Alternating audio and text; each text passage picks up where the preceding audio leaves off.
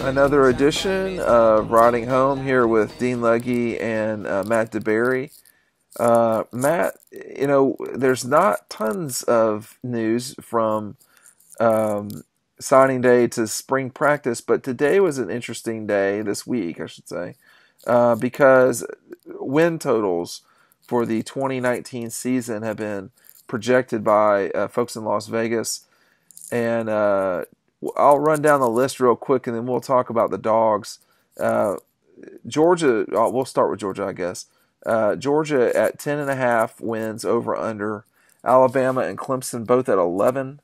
So you've got Alabama and Clemson both at 11, and then Georgia, and then everyone else, which was Ohio State and Washington were both at 10.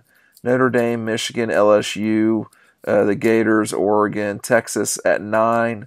A couple other SEC schools here that I'll throw out there. Mississippi State was at 8. Texas A&M was at 7. And Auburn at 8. So you've got quite a few teams that Georgia plays. Auburn, Florida, Notre Dame, Texas A&M are all teams that Las Vegas expects to win 9 games or fewer this season. What's your initial reaction to 10.5 for Georgia? That's what they were last year, and of course they were over. They were 11-1 last year in the regular season. Yeah, I think that's respectable, and I think what Georgia has coming back definitely puts them in favor to get another 11-win season or better if everything comes together like that. But no surprise, Clemson and Alabama at the top. Georgia's right there, though. I think they'll have a very good team next year, too. But that schedule is tough. The more and more I look at it, I think if Georgia can get through that and, get to Jacksonville, undefeated, they might be able to run the table. But this is a team, if they start to gel, the sky's the limit. So 10.5 is respectable. Yeah, I can see that. So I wonder who has the more difficult schedule between Georgia and Alabama. Here's Alabama's schedule. They play Duke, New Mexico State. I'm going to skip the gimme games. They play Duke, South Carolina, Ole Miss, Texas A&M, Tennessee, Arkansas, LSU, Mississippi State, and Auburn. So, of course, Georgia also plays Auburn, Tennessee, South Carolina, and Texas A&M. So they will share 4 common opponents as they do every single season. But so Carolina plays Alabama. Yes, South Carolina literally has the most brutal schedule, the most difficult schedule I've ever seen by a mile in my life, because they play Clemson and Georgia every single year. They unintelligently swapped Arkansas for Texas A&M and act like it was a good deal. I mean, they haven't beat A&M since.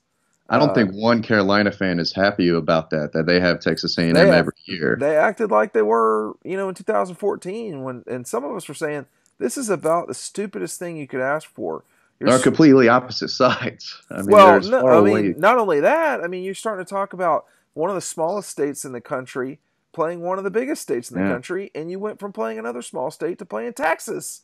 Yeah. Just a dumb decision, or dumb thing to ask for. But we're talking about South Carolina here. But what's their over under though? Because that's going to be really tough. South Carolina has not been released. This is essentially. Okay.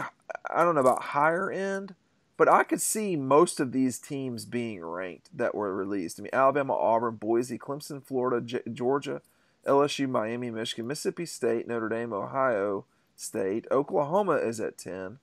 Oregon, Penn State, Texas, Texas A&M, UCF, USC, Washington State, and Wisconsin were all released. I think that is probably your top 25. Let's just go through the Georgia schedule real quick though, because at first I was like, man, 10.5 is a lot. Yeah. But, and you were saying if they can get to Florida undefeated, they'll be okay. I think if they don't get to Florida undefeated, you might start waving the flag of concern a little bit. I'd have to see how they play. I mean, they don't play a back-to-back home game. They don't play a back-to-back road game the entire season. They go to Nashville, Nashville, Murray State, Arkansas State, and then they play the Irish. They're already listed, as I understand it, as at least 10-point favorites in the Notre Dame game, something like that. Then they're off They go to Tennessee, they host South Carolina, and then they host Kentucky. Now they should win all three of those Yeah. games. I mean, the only game at the beginning of the season that you really are sitting there going, okay, could they lose this game? I think is Notre Dame and possibly Tennessee. Possibly Tennessee, maybe South Carolina, but it's like you're really, really reaching there. You know what I mean? Yeah. Well, it'll be interesting to see how many of those teams are ranked when Georgia plays them. Notre Dame will. Yeah. I don't Tennessee think might be on that bubble depending on how their season starts off. South Carolina could be in the top 25. Kentucky could be in the top 25. So there's a chance they could play a lot of ranked teams through this schedule. Well, Tennessee, let's just look. Tennessee starts off with they play Georgia State, BYU, Chattanooga, and then they play at Florida. So they will not have more than one loss when they play the Dogs. If they beat Florida, people will be drinking the Tennessee Kool-Aid for sure, and they'll be ranked versus Georgia. I think that's awesome, but they don't have the ability to. I mean, the problem with Tennessee is you play Florida, Georgia, Alabama every single year. Let's not forget that they lost to Vanderbilt last year. Okay, so I mean, this is not a team that's just all of a sudden going to turn it around. I mean, who's the quarterback? Same kid from last year, I guess. Yeah, so you don't even know his name. Okay, right. I'll rest my case. Back to Georgia, 10.5 wins. So, they play Florida down there, Missouri at home, at Auburn, Texas A&M, Georgia Tech. Look, I don't know. I mean, Texas A&M's over-under is 7. That's not real high. Auburn's they're better than that. They'll be better than that. Are they? I mean, who of these teams? Let's not forget who they play. Now, South Carolina has a tough schedule, but Texas A&M has a pretty tough one too. And they do. Yeah, I mean, courtesy of our friends over at Texags, I can let you know that they play Texas State, win. They go to Clemson. Yeah, I'm not saying they can't beat Clemson. I'm saying, doubtful. I'm going to doubt it. Lamar, and then Auburn, Arkansas, Alabama, Ole Miss, Mississippi State, Tennessee. Mississippi State, Texas, San Antonio, South Carolina, Georgia, LSU. 3 weeks in a row. South Carolina, Georgia, LSU. 3 weeks in a row.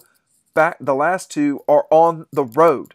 They are having to close the season in Athens and at Tiger Stadium, after already playing Clemson and Alabama at the beginning of the year. Yeah. Now, I think they're better than Auburn, and I think they're better than South Carolina, but that is a pretty brutal schedule there. Yeah, they're not going to survive that thing. I mean, they're going to beat up. They're going to be really beat up coming to Athens. So then you get back to it. I mean, can Tech beat Georgia?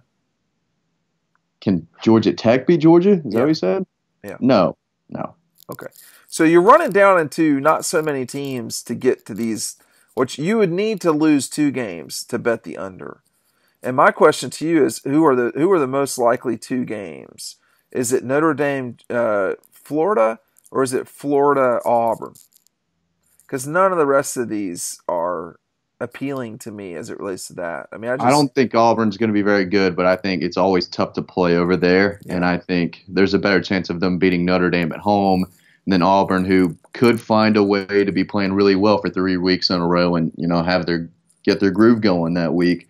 And Georgia might stumble at Auburn. Obviously, it's happened before, but it's funny because it seems like a lot of teams have tough schedules, and people can keep hating on the SEC all they want, but going into the season, I mean, I do think there's a lot of teams that are improving and getting better in the conference, and I think it'll be a pretty strong conference overall this year. So let me just run down Florida's situation real quick too, because I mean, it's challenging as well.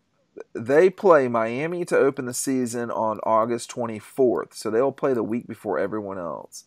Then they play Tennessee after a bye week. They play Tennessee Martin, Kentucky, Tennessee, and then Townsend, Auburn, LSU, South Carolina back to back to back. So they will host Auburn and then travel back to back Baton Rouge and Columbia. week off before Georgia, then they host at Vandy, and then they got to go to Missouri, week off, and then they play the Noles at home. Georgia does not have now. There's a lot of there. The only issue with Georgia's situation is there's a lot of off weeks the week before Georgia plays teams like Vanderbilt, Florida, I believe, South Carolina, are all getting Georgia the week before with off weeks. Tennessee, I know, gets Georgia off the week before. Of course, Georgia gets Tennessee off the week before as well. So, to me, there's none of these brutal, how are they going to survive it situations. They literally don't play back-to-back games on the road, Matt. I mean, that's ideal. And last year, Georgia played, I can't remember how many games on the road. I don't know that there were a bunch of back-to-backs on the road, but it felt like we traveled a lot. No, we did travel a lot, and you look at it, and it looks like a tough schedule because it is a tough schedule, but you couldn't set it up any nicer, though. If you're going to have to play all those teams, that's an ideal situation. I agree. You know, how you would play it out. So lots of benefits. It should be a fun year, but we won't be traveling near as much as we have the past 2 years, and I'm looking forward to that. So, but at Vanderbilt to start the year, right. Always good to go to Nashville. See, I wouldn't. I think Georgia should be more open to playing conference games at the beginning of the season. There's going to be a ton of Georgia fans. Oh, it'll be that opening. It'll be 60% Georgia people in Nashville. Yeah. I know how this is going to be. But, too, I mean, look, if you want to see some good teams play at the beginning of the season, you can do that. You can go watch Miami play the Gators the week before Georgia plays Vanderbilt in Nashville. You can watch Clemson play Tech the night before. I mean, or the Thursday night before. There's a lot of ability this college football season to see a lot. We will know a lot pretty quick. By week 2, you'll know about Texas A&M and Clemson and Florida and Miami. You might not know about Georgia at that point because they will have only played Vanderbilt. Right. But, the early season is not so horrible this year. I mean, Duke plays Alabama, but I am curious to see how this goes. That before the end of September, Notre Dame, Georgia, Clemson, Texas A&M, Florida, Miami will have all played what you'd call big games is ideal for college football. It really is the way it should be, and with television contracts coming up the way that they are, I think we're going to see more and more of this in September's.